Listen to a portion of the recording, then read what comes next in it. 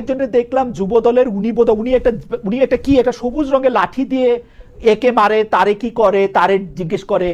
এবং উনার পিছনেও আমি অনেক মানুষ দেখতে পাচ্ছি, মানে অনেক ছাত্র যুবা, এরা কারা আসলে? সবাইকেই ক্ষমতার ভাগ পায়। মানে কিভাবে একটা লোকের রাস্তায় দাঁড়ায়া জিআই পাইপ দিয়ে আরেকটা লোকরে মারবে সেটা সে বলে হেলমেট পরে। যুব দলের কি জানি নাম, ওনার নাম ওই যে নয়ন সাহেব, পুরো নামটা ভুলে গেছি। ওই মানে এর পিছনের লোকরা কারা? মানে আপনি তো রাজনীতি করেন, মানে এরা কারা? এরা সবাই কি বিএনপি, সবাই ছাত্র দলে, সবাই যুব দলে? মানে নিশ্চয়ই এরা ছাত্র দল কখনো এবং এরা বেনিফিট পায় না, নিশ্চয়ই বেনিফিট পায় অথবা বেনিফিটের ইমপ্রেশনে থাকে, বেনিফিট পাবে এটা আশা করে। আচ্ছা, সবাই যে বেনিফিট পায় গেছে এরকম, কিন্তু বেনিফিট যেখানে পাওয়ার পথ হচ্ছে এইটা ওনার পেছনে যাওয়া এবং ওনার সাথে গিয়ে একজনের মাথায় বাড়ি দেওয়া, ওনার সাথে গিয়ে একটা ছেলেকে আসলে ধরে নিয়ে আসা, এইটাই যে এখানকার রাজনীতি। এই মাফিয়া তন্ত্র এবং রাজনীতিকে তো সমার্থক করে ফেলেছে। চাঁদাবাজি, ধান্দাবাজি, কিংবা ধরেন এই যে ড্রাগবাজি, সালিশবাজি, এগুলি সবচেয়ে বড় কথা হলো আইন নিজের হাতে তুলে নেওয়া। আমাকে সবক দিতে আসে, আমি যখন জিজ্ঞেস করলাম যে ভাই আপনাদের এক বড় নেতাকে দেখলাম বা আপনারই দেখলাম রাস্তা আদিয়া তুলে ফেলেন, মানে এটা কিরকম? আমাকে সবক দিতে আসে, তাইলে কি ওই মানে কি আমাকে কি তাইলে কি বিশেষ পাশ দিয়া পুলিশ হইয়া কইছিলাম যে ভাই আপনি সরকারে গিয়ে করেন এগুলি কি? এবং এগুলি করে তারা গর্বিত, আইন নিজের হাতে তুলে নিয়ে আবার গর্বিত। এটা কিরকম? এবং জনগণ ওদের সাপোর্ট করে, এটার হিসাবটা কি আসলে? এটার একদম শুরুটা হচ্ছে একদম উপর থেকে। আমাদের রাজনীতিটাকে আমরা মাফিয়াতন্ত্র এবং রাজনীতির মধ্যে কোনো পার্থক্য রাখি নাই। আমরা যেটা বলি তার বিপরীতটা আমার নেতা করবে, এবং আমি এই নেতাকে অনুসরণ করলেই আমি জাগতিক কিছু একটা বেনিফিট, কোনো একটা বেনিফিট, অ্যাটলিস্ট আমাকে আরেকজন এসে মারবে না এরকম একটা সমর্থ, কিংবা আমার মেয়েটা স্কুলে যাবে, আমার এই পরিচয় থাকলে আমার মেয়েটাকে ওইখানে গিয়ে শীষ দিবে না, এইটার জন্য হইলে অনেকে তাদেরকে অনুসরণ করে। মানে দুই রকম ভাবে অনুসরণ করে, একটা হচ্ছে আমি অমুকের মেয়েকে তুলে নিয়ে আসবো তাইলে করি, আর একটা আমি মনে করি যে ক্ষমতাটা যেহেতু তার হাতে, তাহলে তার সাথে থাকলে আমার মেয়েটা স্কুলে যাওয়ার সময় নিরাপদে যাবে। এইটারই সংস্কারের কথাটার জন্য আসলে ফারহান রবিন যেটা বলছিল প্রথমে, যে বাংলাদেশের মানুষ এইরকম অবিশ্বাস্য ভাবে আসলে বন্দুকের সামনে দাঁড়াইলো, এটা দাঁড়াইছিল এই আশা থেকে, কিন্তু আমরা গত 2 বছরে এটাকে একদম সাকসেসফুলি এটা মিথ্যা প্রমাণ করতে পারছি। ওকে, আপনার কাছে কি মনে হয় যে মানে এই প্রত্যক্ষ অন্যায়ের পিছনে এত মানে অন্যায় যে করতেছে, মানে আমার তো এটা বুঝতে কোনো সায়েন্স পড়া লাগে না যে যেই লোকটা জিআই পাপ বা হেলমেট হাতে নিচ্ছে সে যুবদল করুক, আর যেই লোকটা বেলচা হাতে নিয়ে বলতেছে বেলচা দিয়ে পিটাইয়া গর্ত করে তুলে দিব এটা অন্যায়, অথবা যে লোকটা মাঠের থেকে কি বলে রাস্তা টান দিয়ে এরকম তুলে ফেলতেছে, তারপরও তাদের পিছনে এই লোকটা থাকার কারণটা কি? মানে এইটার ফিলোসফিটা কি? মানে আমি ভালো খারাপ ন্যায় অন্যায় আমি এটা বললাম না, কিন্তু জনগণ তো তাদের সমর্থন করতেছে এইটা বলা। আমি একটু আরেকটা দর্শকের একটু মতামত পড়ি। উনি বলতেছেন খালেদ নিজেই সমালোচনা, তার নামটা পড়তে পারতেছি না পুরোপুরি, RH.info, খালেদ নিজেই সমালোচনা নিতে পারে না, ওনাকে কেউ সমালোচনা করলে উনি খুবই বিরক্ত হন। বেঁচে ফারহানা, আপনি যদি একটু বলতেন যে তাদের পেছনেও আসলে অনেক জনসমর্থন, নাকি এই রাজনীতি এইটাই রাজনীতি এখনকার বা সব সময়? খালেদ ভাই, আমরা আসলে অর্থনীতিতে ট্রিকল ডাউন বলে একটা কথা আমরা শুনি, তাই না, যে উপর থেকে আস্তে আস্তে চুয়ায় নিচে পড়ে। ঠিক একই জিনিস রাজনৈতিক দলগুলোর মধ্যে হয়। একদম পদে যারা থাকে তাদের কাছ থেকে তারা পায় আরো বড় নেতার কাছ থেকে, জেলা পায় কেন্দ্র থেকে, কেন্দ্র পায় আরো উপর থেকে, আর নিচে যারা আছে তারা পায় জেলা থেকে, উপজেলা থেকে, ইউনিয়ন থেকে, ওয়ার্ডে যায়। আচ্ছা, এখন এই যে ট্রিকল ডাউন করা অর্থ, এটার উৎসটা কি? এটার উৎসটা চাঁদাবাজি, এটার উৎসটা কমিটি বাণিজ্য বড় দলগুলোতে, এটার উৎসটা ক্ষমতায় থাকলে বিভিন্ন জায়গায় জোর জবরদস্তি করে এর ব্যবসা দখল, তার জমি দখল, তার অন্য বাড়ি দখল, ইত্যাদি ইত্যাদি। এবং এই যে একটা আনহোলি নেক্সাস তৈরি হয়, আপনি যেটাকে জনসমর্থন বা জনগণ বলছেন, আই এম সরি, না একদম না, কারণ ডোন্ট মিসআন্ডারস্ট্যান্ড দেম অ্যাজ জনগণ ও জনসমর্থন, নট অ্যাট অল। ওরা হচ্ছে কিছু সুবিধাভোগী। আপনি আমাকে বলেন, মানুষ রাজনীতি কেন করে? এক হতে পারে তার সম্মানের আকাঙ্ক্ষা আছে, যেটা আমরা আমাদের পূর্বপুরুষদের মধ্যে দেখেছিলাম, সম্মান পাওয়ার একটা আকাঙ্ক্ষা, সে কারণে রাজনীতি করে। 2 হচ্ছে এরপরে 80-র দশক এবং 90-এর দশকের পর থেকে আমরা দেখলাম এটা টাকা বানানোর সবচেয়ে সহজ মেশিন, এবং এই টাকা বানাতে রাজনীতিতে আপনি বলতেছেন যে এরা সবাই সুবিধাভোগী, কিন্তু আমি তো দেখি ধরেন মাজার ভাঙতে যে যাচ্ছে এইটার কি সুবিধা? একটা মানে আমি যদি এখানে গ্রামের 5,000 লোককে দেখি সেটার কি সুবিধা, আমি যদি দেখি যে মাজার ডিফারেন্ট, আচ্ছা আচ্ছা মাজার ডিফারেন্ট, আচ্ছা ঘেরাও করে বিচারক চেঞ্জ করা হচ্ছে, এইটাতে যেই 30,000 লোক এটাতে অংশগ্রহণ করতেছে তাদের কি সুবিধা। আমি যদি দেখি যে একটা মিডিয়া দখল করতে যাইতেছে বা মিডিয়ার এই সাংবাদিক ভালো না ওইটাকে বাদ দিতে হবে ওইটাকে নিতে হবে, ওইটার সুবিধাভোগীটা কারা? বা এই যে কালকে নয়ন সাহেব বা এর আগের দিন আম্মার সাহেবকে যারা সমর্থন করতেছে তারা কি সুবিধাটা পায়? মানে আমি তো তাদের সাধারণই লোকই মনে হয় আমার তাদের।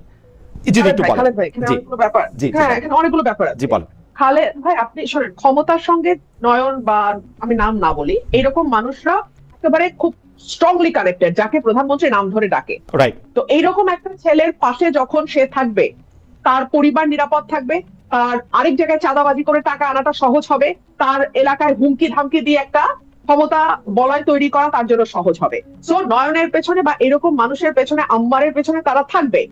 এদেরকে দিয়ে আপনি জনসমর্থন বা এটাকে জনগণ হিসেবে আল্লাহর ওয়াস্তে ধরে নেয়, এটা জনগণ না, জনসমর্থন না, এটা একটা গোষ্ঠী যারা এখান থেকে পার্সোনালি বেনিফিট নেবে, বেনিফিটেড হবে তারা। আমি যে কথাটা বলছিলাম যে রাজনীতিতে মানুষ কয়েকটা কারণে আসে, সম্মানের জন্য 80 দশক 90 দশকের পরে আসলো টাকার জন্য, যেখানে 1 টাকা বিনিয়োগ করতে হয় না, 100 কোটি টাকা বানানো যায়। আর 3 নম্বর হচ্ছে অবৈধভাবে ক্ষমতা বা পাওয়ার এক্সারসাইজ করা, এই দখল সেই দখল, এই একে হুমকি তাকে হুমকি, ধর্ষণ, এই ধরনের অপরাধ করা। মানে আপনি যে কোনো ফৌজদারি অপরাধ করে পার পাবেন যদি আপনি ক্ষমতার সঙ্গে থাকেন। হাসান কামাল ভাই যেটা বলে যে একটা বিরোধী দলের কাউকে আপনি ধর্ষণের মামলায় পাবেন না। আওয়ামী লীগ যখন ক্ষমতায় ছিল ধর্ষণ দিয়ে সার্চ করে যুবলীগ, ছাত্রলীগ, স্বেচ্ছাসেবক লীগ সব আসতো। এখন ধর্ষণ দিয়ে সার্চ করবেন আপনি পাবেন যুব দল, ছাত্র দল, আবার পাবেন হলো জামাতের লোকজন, জামাতের এমপি এটসেট্রা এটসেট্রা। হ্যাঁ, এটার সাথে ক্ষমতা একেবারে ডাইরেক্টলি ধর্ষণ টর্ষণের মতো অপরাধ বা ফৌজদারি অপরাধের সাথে ক্ষমতার সাথে একটা ওতপ্রোত সম্পর্ক থাকে, ঠিক আছে? তো এইগুলোর সাথে আপনি জনসমর্থন ইয়ে করতে পারবেন। আর মাজার ভাঙা যেটা, সেটা হচ্ছে গ্রুপ অফ পিপল, তারা আরেক গ্রুপ অফ পিপলকে বুঝাইতে সমর্থ হয় যে এইটা করলে তুমি বেহেশতে যাইতে পারবা। এটা যেটা হচ্ছে ওটা আল্লাহ এবং রাসূলের অবমাননা হচ্ছে, ধর্মের অবমাননা হচ্ছে, কোরআনের অবমাননা, ইসলামের অবমাননা হচ্ছে। ওটা ভাঙো, ওটা ভাঙলে তোমার ইয়ে হবে। আর চ্যানেল দখলের কথা যেটা বললেন, সেটাতে লাভবান হবে হয়তো 5টা মানুষ, ভয়াবহ রকম অর্থ তারা একটা চ্যানেলের মাধ্যমে লাভ করবে। কিন্তু সেটা আবার ট্রিকল ডাউন পদ্ধতিতে ওই যে যারা হেলমেট পরে দখল করতে গেল তাদের হাতেও কিছু কিছু আসবে। এটা মানে মাজার দখল, মাজার ভাঙা আর চ্যানেল ভাঙা দুই জিনিস। ওকে, মাজার, বাজার, চ্যানেল তিনটাই পিছনে 3 রকম। আমার কাছে মনে হয় যে আমার মতো দর্শকদের কাছেও ব্যাপারটা পরিষ্কার হয়েছে। হাসান কবে আপনি কি এই প্রসঙ্গে এক লাইন বলবেন? তাহলে আমরা একটু পরবর্তী প্রসঙ্গে জানতাম যে আপনি এই কারণ স্পেসিফিক 3টা বিষয় সামনে আসছে আর কি 3 রকম ভাবে, যদিও আপনিও বলছেন যে এটার সাথে না আমি তো রুমিনের সাথে আমি একমত, কিন্তু যেটা হয় যে আমি এটার সাথে কেবলমাত্র আরেকটা অংশকে যুক্ত করি যে একটা তো হচ্ছে যারা সরাসরি বেনিফিটেড হওয়ার জন্য করে কোনো না কোনো ভাবে, এমনকি আপনি যেখান থেকে দেখতেছেন বিষয়টা এরকম না। রুবিন যেটা বললো যে একজন ক্ষমতাসীনের সাথে আমার ছবি আছে, এইটার আসলে একটা মার্কেট ভ্যালু আছে, ওইটা দিয়েও আমি আসলে অনেক এটা একটা গুরুত্বপূর্ণ বিষয় হয়ে গেছে। জনগণ তো এক সময় ক্ষমতাসীনই আদা পয়সাতে পাতা দেয় না, ক্ষমতাসীনের লোক এক লোকের ছবি আছে ওইটারে এত হুজুর হুজুর বলার দরকার। এইটা হচ্ছে জনগণকে যখন ধরেন মানে সত্যিকারের অর্থে যখন আসলে ধরেন তার মধ্যে একটা উল্ল চেতনা এসে ভর করে এবং সে যখন সংগঠিত হয় এককভাবে, আসলে সাধারণ অবস্থার মধ্যে মানুষ এরকম একটা ঝুঁকিপূর্ণ কাজে যেতে চায় না। এটা করতে পারে কেবলমাত্র তখনই যখন আসলে তার মধ্যে ঐক্যটা তৈরি হয়। এবং আমি প্রথম যেটা বলছিলাম যে এইটা যাতে না হয় সেই জন্যই বিভাজনটা লাগে।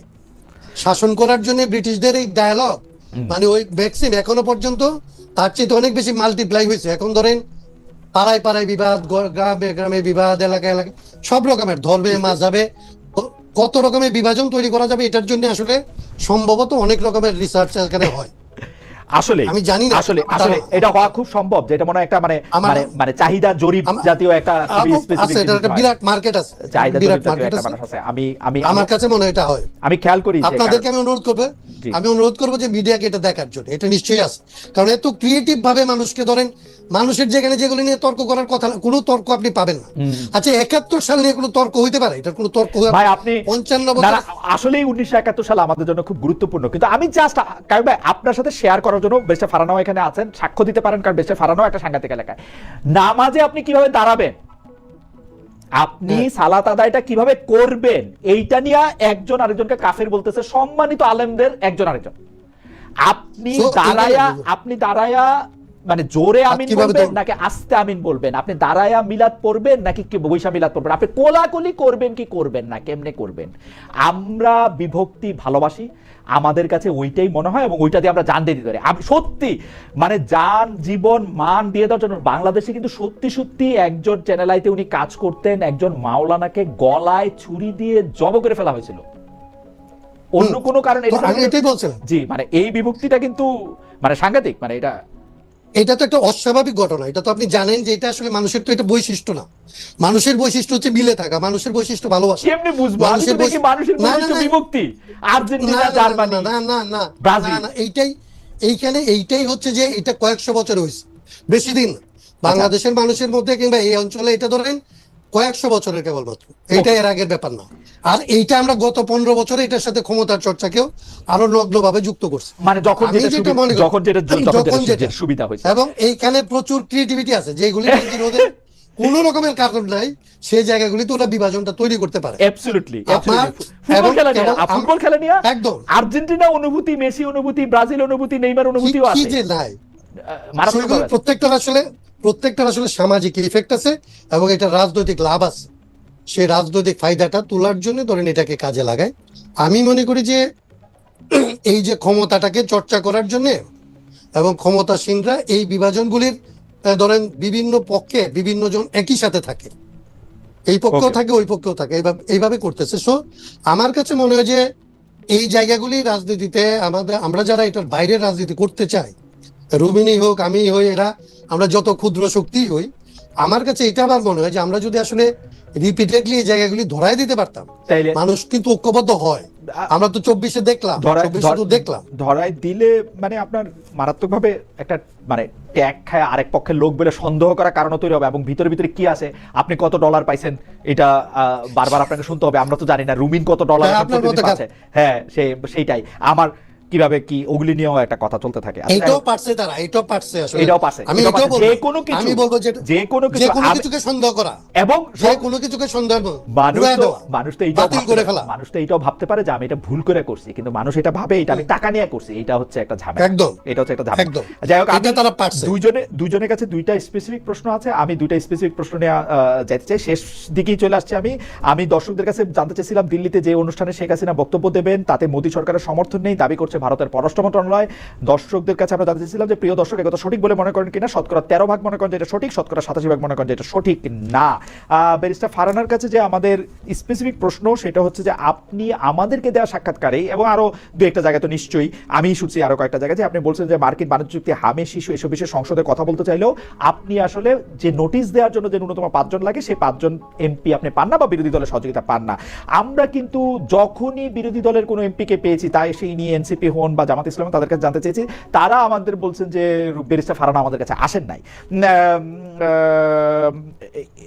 উপরন্তু এই পাবনা 1 আসনে জামাত ইসলামের সংসদ সদস্য ব্যারিস্টার ডক্টর নজিবুর রহমান মোমেন বলছেন, মার্কিন বাণিজ্য চুক্তি নিয়ে আপনি যদি কথা বলতে চান, তিনি আপনার পাশে থাকতে চান, প্রয়োজনীয় সমর্থন দিতে চান। আপনি যদি একটু ছোট করে একটু মন্তব্য করেন, আমরা হাসান কামালের কাছে আমাদের একটা ওনার ব্যাপারে একটা স্পেসিফিক প্রশ্ন আছে। জি, আমি আপনার এই প্রোগ্রামটি দেখেছিলাম, উনি কথা বলেছেন, কিন্তু ভেরি ইন্টারেস্টিং হলো ওদিন ছিল সংসদের শেষ দিন।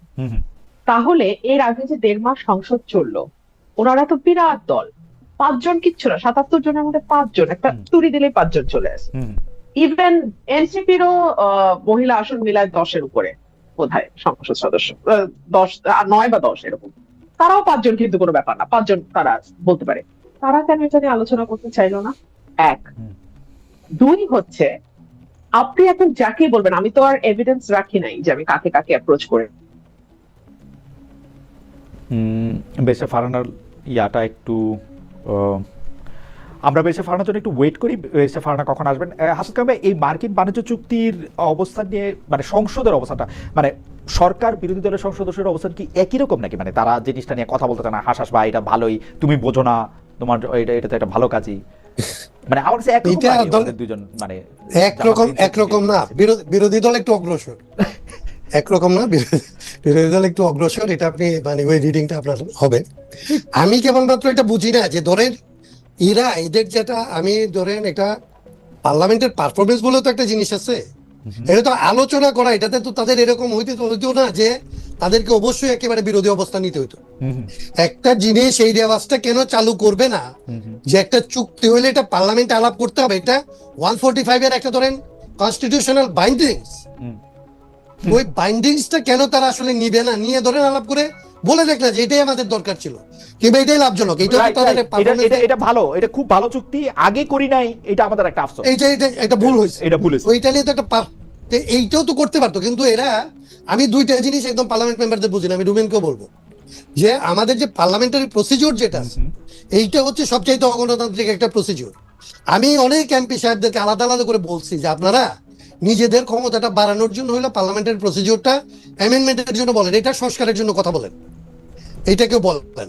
দ্বিতীয়ত হচ্ছে যে এদের যেগুলি আসলে পার্লামেন্টের পারফরমেন্সের জন্য ধরেন পক্ষে বিপক্ষে না গিয়েও তাদের স্বার্থ রাখেও পার্লামেন্ট যে এখানে একটা ধরেন আলোচনার জায়গা, এই প্লেটা দেখানোর জন্য হলো যা করতে পারতো সেইটাও তারা আসলে করতে পারে না, এত পুয়ার। মানে এরা মনে করে যে, আমি বলি যে আমাদের আমলারা যেরকম আসলে হাসিনার আমলে মনে করতো যে হাসিনাকে কি বললে সে খুশি হবে সেটা নিজেই বলতো, হাসিনার বলা লাগতো না। এইখানেও মার্কিনীরা কি হইলে খুশি হবে প্রথমত সে আগে নিজের মতো করে এটা রিড করে করে তারপরে তার খুশি যাতে বেজাল না হয় তার জন্য সে তার মতো করে পারফর্ম করে। আপনি দেখবেন যে প্রত্যেকে গিয়ে তার স্বাধীনতা দিবসের দিন মানে কে কার চাইতে বিশ্বস্ত বন্ধু, কে কার চাইতে পরীক্ষিত বন্ধু, এগুলি আসলে বক্তব্য দিয়ে আসছে। এবং ইন্টারেস্টিং ব্যাপার, মানে তারা একটা ককাস করছে, সেই ককাসের মধ্যে সর্বদলীয় লোক রাখছে, আমি জামাত ইসলামের লোক বা আমিরকে বলতে শুনি আমেরিকা আমাদের সবচেয়ে ভালো বন্ধুদের একজন, যখন ইরানের উপর আক্রমণের প্রসঙ্গে আমেরিকা নিন্দা করা আসে তখন আবার আমেরিকার নামটা বলে না, মানে সব কিছু মিলাটিলা। এই কে জানি আমাদের অনুষ্ঠানে এসেই বলছিল, এই মুহূর্তে আমি তার নামটা ভুলে যাচ্ছি, যে ডক্টর মোহাম্মদ ইউনূস, এই বর্তমান ডক্টর মোহাম্মদ ইউনূসের সরকার, বর্তমান সরকার, জামায়াতে ইসলামী এবং এনসিপি সবার আচরণ মোটামুটি ভাবে একরকম। তারা চারটা সরকার পর্যন্ত হইলে আপনি লিখে রাখতে পারেন যে এখন বিএনপি সরকার আছে, কালকে যদি জামাতের সরকার আসে, তারপরে যদি এনসিপির সরকার আসে, তাইলে আপনি কোন বাংলাদেশটা পাবেন এইটা তো এবার দেখা গেছে একদম, ধরেন এটা পরিষ্কার। ইন্টারেস্টিং, তাই না? বাংলাদেশের জনগণের জন্য এরা কি করবে এই তিনটা সরকার আপনি ধরে নিতে পারেন যে আপনার দেখা হয়ে গেছে। এখন এইটা হচ্ছে আমাদের দুর্ভাগ্য আর কি, এই দুর্ভাগ্য নিয়েই আমার মনে হয় যে আমরা প্যারিসে ফারানাকার পাবো না। আপনার স্পেসিফিক প্রশ্নটাই আবার একটু আপনাকে করি, যেই দর্শকের কথা বলছিলাম জালাল আহমেদ সাহেব, উনি ওই যে আপনারা 2 বছরের সংস্কারে স্পেসিফিক 3টা কোন বিষয় পাইছেন একটু পরিষ্কার করেন কিনা। আর আমাদের প্রশ্নটা হইল যে গণভোটের রায় এবং জুলাই সনদ বাস্তবায়ন নিয়েও একটা অনিশ্চয়তা, এবার কি আমারও ইয়াটা আটকে গেল নাকি, যে অনিশ্চয়তা? আমি শুনতে পাচ্ছি। হ্যাঁ, আচ্ছা, এই জুলাই সনদ বাস্তবায়ন এবং গণভোটের রায় জুলাই সনদ অনিশ্চয়তা, সেইটা ক্ষেত্রে আপনার টেকটা কি, মানে আসলে কি বাংলাদেশে কোনো সংস্কার আসলে আদৌ হবে? আপনারা যেভাবে চাইছিলেন ক্ষমতার এক ধরনের ভারসাম্য আনা, সেইটা কি আসলে কোনোভাবে সম্ভব হবে? একটু যদি মানে 2 মিনিটের মধ্যে যদি বা 3 মিনিটের মধ্যে যদি কিছু বলেন। জি আচ্ছা, আমি প্রথমটা বলি যে আসলে বিএনপি, আমি যেটা বললাম যে বিএনপি হচ্ছে রাজনৈতিক ক্ষেত্রে একটা বড় রকমের ব্লান্ডার করতেছে গণভোটের রায়টা না মাইনে। আজকে হয়তো ক্ষমতা আছে, সে বুঝতেছে না শেখ মুজিবের জীবনের রাজনৈতিক ভুলের মধ্যে ধরেন বাকশাল গঠন একটা ভুল, এটা থেকে যাবে। এটাতে শেখ মুজিবের গণতান্ত্রিক চরিত্র এবং অগণতান্ত্রিক চরিত্রের যে বৈপরীত্য, এইটাকে কখনোই আমরা ইতিহাস থেকে আলাদা করতে পারবো না, এটা এই প্রশ্নটা উঠবেই। এবং বিএনপি আজকে হয়তো ধরেন ক্ষমতা দিয়ে পার পাওয়া যাবে, সে হয়তো একটা সংশোধনী করবে, অন্য কিছু করবে, কিন্তু বিএনপি যে জনগণের ভোটের রায় মানে না, এই যে আসলে গণতান্ত্রিক আচরণ করতে পারে না, ওই রাজনৈতিক জিনিসটা বিএনপিকে আসলে তার বাকি জীবন তার রাজনীতির মধ্যে এটা থেকে যাবে। এত বড় ব্লান্ডার সে কোনো কারণ ছাড়া করতেছে। কারণ গণভোটের রায়কে সে যদি ধরেন মানে, তাইলে কেবলমাত্র তার যেটা স্যাক্রিফাইস করতে হবে এইটা হচ্ছে আপার হাউসে পিআর এর ভিত্তিতে কিছু সিট ধরেন জামাত ইসলামীকে বেশি দিতে হবে, এইটুকুই হচ্ছে তার মানলেন বস্তুগত এখনকার ক্ষতি। কিন্তু জামাত ইসলামীকে আপার হাউসে বেশি সিট দিলে আপার হাউসের নিজের কি ক্ষমতা হবে কি হবে না, এগুলি সমস্ত কিছু আসলে নির্ধারণ করার ক্ষমতা তার কাছে রয়ে গেছে। এমনকি গণপরিষদটা কিভাবে পরিচালিত হবে সে প্রসিডিওরটা, সংসদ যেমন পরিচালিত হওয়ার একটা প্রসিডিওর আছে, গণপরিষদটা কিভাবে পরিচালিত হবে, এটা সিদ্ধান্ত কিভাবে হবে, এই প্রসিজিওরটা তার আসলে লেট ডাউন করার ক্ষমতাটা তার হাতে। কিন্তু এটাকে সে আসলে মেনে নিচ্ছে না, কেবলমাত্র একটা বই থেকে কিংবা একটা ইগো থেকে, যে আপার হাউসের পিয়ারটা সে মানবে না, এইটুকুই।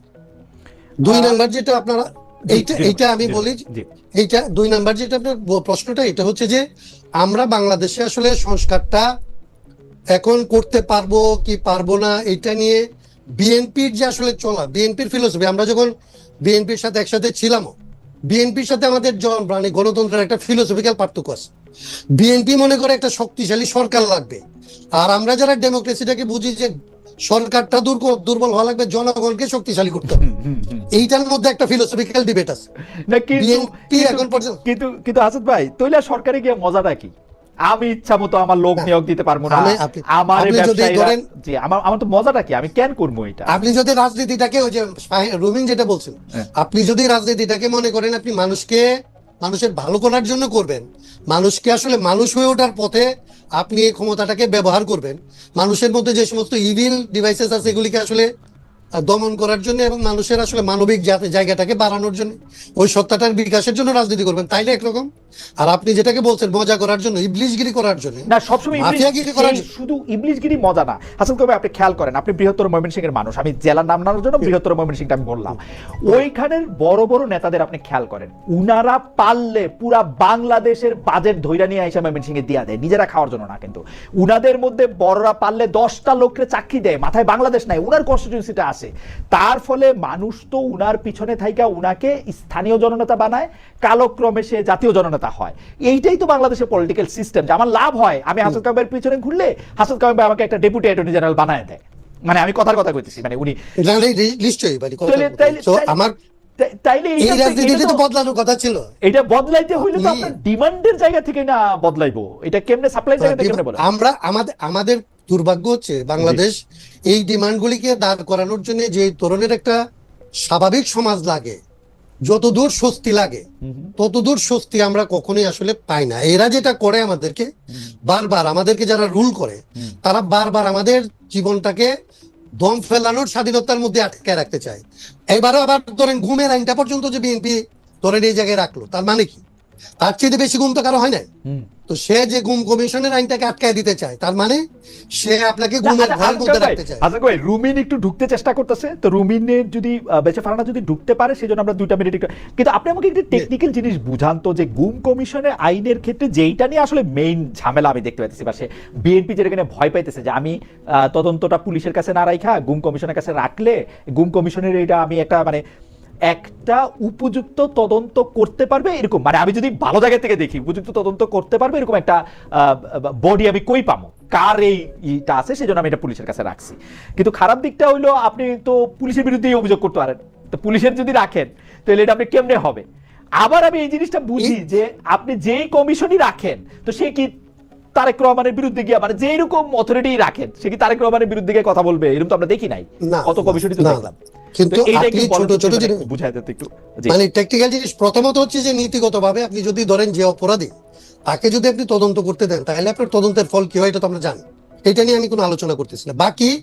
বাকি ভুলটা আপনার হচ্ছে এরকম হইতে পারে যে যাকে আসলে আমি দিলাম সে কি আসলে এটা করবে, সে কি আসলে একটা দলের বাইরে, একটা প্রতিষ্ঠানের বাইরে এতটা সাহস করবে? আমরা এই পর্যন্ত সাহস দেখি নাই। কিন্তু সাহস যদি আমি ছড়ায় দিতে পারতাম অনেকগুলো জায়গা, ধরেন এটার জন্য যদি আমি সেফগার্ড রাখতে পারি মানবাধিকার কমিশনে, এটার জন্য যদি আমি সেফগার্ড রাখতে পারি আসলে আমার হিউম্যান রাইটস এর জায়গাটায় কখনোই আপনি হস্তক্ষেপ করতে পারবেন, আমি মৌলিক অধিকারটা আমি ভোগ করতে পারবো, এরকম 3-4টা জায়গাকে আপনি যখন এনশিওর করতে পারবেন একটা রাষ্ট্রে, তখন আপনি সাহসটা তখন আমার মধ্যে আসতে পারে না। কিন্তু সেই সাহসের জায়গাগুলো, সেই সাহসটা যদি আপনি দিতে পারেন হাসান ভাই, আমি বোঝার জন্য, সেই সাহসটা যদি আপনি দিতে পারেন তাহলে আপনি গুম কমিশনেরই দরকার নাই। মানে পুলিশের কাছে গিয়া আমি বলবো আমার পরিবার থেকে বলা হচ্ছে ওরে পাওয়া যাইতেছে না, পুলিশ তো সিনসিয়ারলি তারে খুঁজে বাইর কইরা তার এটা করবে, এর জন্য তার নিশ্চয়ই এটার জন্যই তো আমাকে গুম কমিশন দিয়ে যাইতে হচ্ছে। যেরকম নির্বাচনে যাওয়ার জন্য এখন আমাকে তত্ত্বাবধায়ক দিয়ে যাইতে হয়, ওকে আমাকে তো যাইতে হবে যেখানে আছি এখান থেকে। আসলে আমি তো আইডিয়াল জায়গাটার মধ্যে নাই, আমি আইডিয়াল জায়গায় পৌঁছার জন্য আমাকে কতগুলো স্টেপ বাই স্টেপ সংস্কারের কথা বলতেছি, আমাদের বিপ্লবের জায়গাটা নাই। আমরা হাসান কামাল ভাইয়ের ওই স্পেসিফিক প্রশ্নটা শুনছিলাম, ব্যারিস্টার ফারহানা আমাদের সাথে আবার যুক্ত হয়েছেন। ব্যারিস্টার ফারহানা, আমরা হাসান কামাল ভাইয়ের কাছে জানতে চেয়েছিলাম যে এই রাষ্ট্র সংস্কারটা আসলে কোন জায়গায়